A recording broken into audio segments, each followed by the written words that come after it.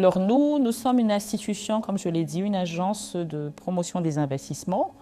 C'est-à-dire que nous sommes une institution, un établissement public qui avons la charge de faciliter les investissements, d'accompagner les investissements.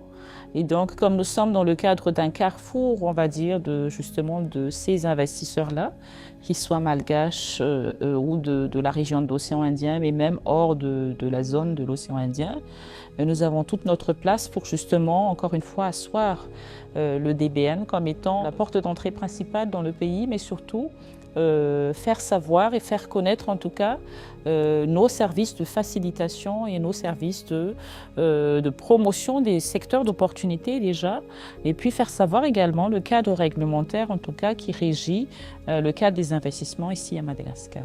Donc nous sommes un peu à la croisée, on va dire, de ce carrefour pour éclairer en tout cas les participants, pour également aussi être panélistes. Donc nous participons également aux différents panels pour encore une fois renforcer notre rôle, mais surtout donner des indications et partager des informations qui sont utiles pour les CEO qui se sont réunis durant les 2 jours.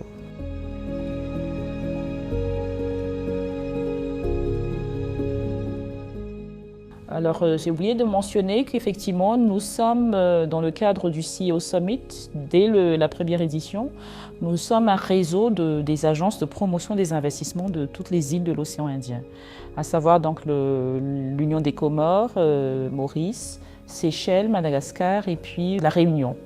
Donc, nous formons un réseau, donc nous avons les mêmes missions.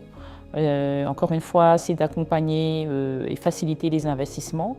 Dans le cas du CEO Summit, c'est plus les co-investissements d'ailleurs. Et donc, nous avons ces mêmes mandats-là. Nous sommes chacun dans notre pays un peu le relais et le pont entre le public et le privé. Donc, faciliter améliorer le climat des affaires, comment on peut apporter notre pierre à l'édifice. On s'est constitué un réseau pour justement contribuer à avoir plus d'échanges économiques entre les îles de l'océan Indien, mais même aussi au-delà, et faire de la destination océan Indien, donc une destination d'attraction des investissements, parce que nous, chacune des institutions dans les îles, travaillons également pour la promotion de chacune de nos îles en tant que destination d'investissement. Mais cette fois-ci, donc, on l'a ramené au niveau régional et c'est ça tout l'intérêt justement du CEO Summit.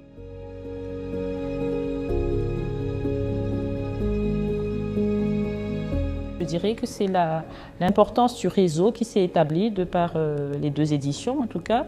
Donc on a à la fois les réseaux de clubs de CEO, on a d'abord les CEO, c'est-à-dire vraiment les dirigeants des multinationales ou des grandes entreprises, des holdings qui investissent dans l'océan Indien, dans une des îles ou dans plusieurs îles à la fois, ça peut exister effectivement. Donc c'est la puissance de ce réseautage. Il y a aussi l'ensemble de tous les membres des groupements professionnels qui sont dans ce réseau-là. On a des clubs comme Carrefour de l'entrepreneur de l'océan Indien par exemple, qui sont actifs depuis plusieurs années et donc qui continuent de discuter, mais aujourd'hui, effectivement, solliciter et puis vraiment même exiger durant les 2 jours, c'est que l'on puisse passer aux actions pour les prochaines étapes. Parce que les problèmes, on les connaît. Et donc, voilà un peu la puissance, en tout cas, encore une fois. On a eu le secrétariat général de la COI qui a été représenté, donc qui est un peu l'ombrelle, on va dire, politique de ces initiatives-là. Ce qui est très important également de souligner, c'est qu'il y a les parties prenantes du public et puis les parties prenantes du secteur privé, donc réunies avec l'ensemble des partenaires au développement ou les partenaires internationaux. On avait l'AFD, les fonds d'accompagnement comme le Proparco, on a aussi l'Union européenne, tous les partenaires qui sont, en tout cas, accompagnent cette intégration régionale.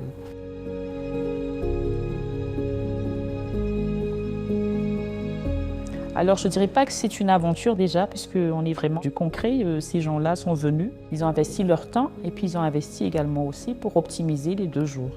Donc je pense qu'ils sont venus à Mada pour vraiment des points précis. Donc effectivement, si je devais résumer, c'est vraiment, encore une fois, c'est de passer à l'action. C'est l'attente, en tout cas, de la communauté des affaires de l'océan Indien par rapport à un certain nombre de problématiques.